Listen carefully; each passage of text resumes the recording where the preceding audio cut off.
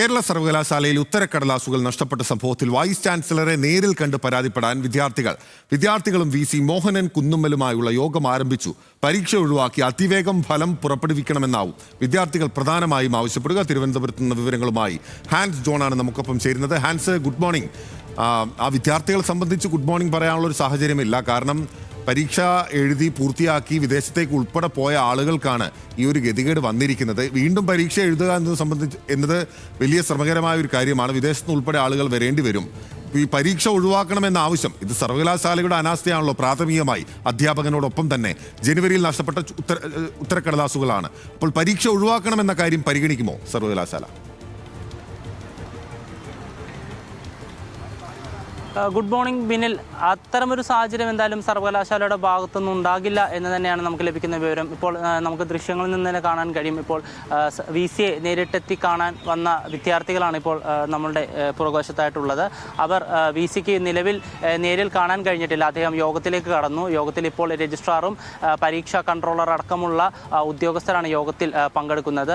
VC നേരിട്ട് കാണാൻ കഴിയാത്ത സാഹചര്യത്തിൽ അദ്ദേഹത്തിന് അവർ നൽകാൻ ഉദ്ദേശിച്ചിരുന്ന പരാതി കൊടുത്തിട്ടുണ്ട്. ആ പരാതിയിൽ പ്രധാനമായും പറയുന്നത് പരീക്ഷ ഒഴിവാക്കിക്കൊണ്ട് തങ്ങൾക്ക് മറ്റു വിഷയങ്ങളിൽ ലഭിച്ച മാർക്കിൻ്റെ ശരാശരി ഈ വിഷയത്തിന് നൽകണമെന്ന ആവശ്യമാണ് വിദ്യാർത്ഥികൾ പ്രധാനമായും ഉന്നയിക്കുന്നത്. കാരണം നേരത്തെ ബിന്നിൽ സൂചിപ്പിച്ചതുപോലെ തന്നെ വിദ്യാർത്ഥികളുടെ പ്രശ്നമല്ല ഇത്, സർവകലാശാലയുടെ ഭാഗത്തു നിന്നും അധ്യാപകൻ്റെ ഭാഗത്തു നിന്നും ഉണ്ടായ വീഴ്ചയാണ്.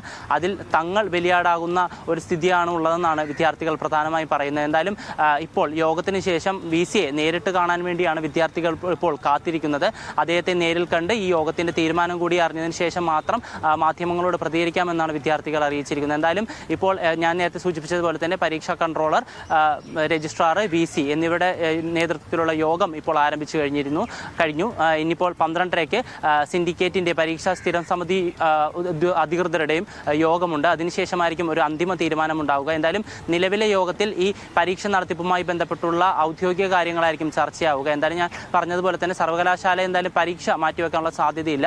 7-ാം തീയതി പരീക്ഷ കൃത്യമായി നടത്താനും ആ പരീക്ഷയുടെ ഫലം ഒരാഴ്ചക്കുള്ളിൽ പ്രസിദ്ധീകരിക്കാനും അതിന് മൂലം തന്നെ 2022-24 ബാച്ചിലെ വിദ്യാർത്ഥികളുടെ 3-ാം സെമസ്റ്ററും 4-ാം സെമസ്റ്ററും പരീക്ഷാഫലം പ്രസിദ്ധീകരിക്കുകയും കുട്ടികൾക്ക് എത്രയും പെട്ടെന്ന് സർട്ടിഫിക്കറ്റ് നൽകാനുമായിരിക്കും സർവകലാശാലയുടെ നീക്കം. പക്ഷേ കുട്ടികൾ ഇതിന് തയ്യാറല്ല.